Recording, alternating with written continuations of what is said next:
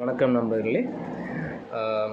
ஒரு சின்ன எதிர்பார்ப்பு மோட்டிவேஷனல் டாக் என்று வைத்துக்கொள்ளலாம். உன் உலகம் உனக்காக தவம் செய்தது, அது நீ கேட்டதும் கிடைத்தது. நீ அதற்கு ஆற்றும் நன்றி உலகமே உன்னை திரும்பி பார்க்கும். கையளவு நீ கேட்டால் மனதளவு முடிந்திருக்கும். உன் பையளவு கேட்டதனால் அவள் கண்கூட பேசவில்லை. இறைவன் அருளால் கேட்பவை நடக்கும். நம் முயற்சியின் பலனால் நினைக்காதவையும் நடக்கும்.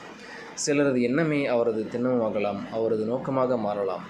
அவை வாழ்வியல் வழக்கங்களை மாற்றலாம், ஞானத் துண்டல்களுக்கு அணிகலனாக மெருகூட்டலாம். சிறியதாய் ஒரு செவி வழி பிரசங்கம் செய்யும் அளவுக்கு அவை அடிகோலலாம்.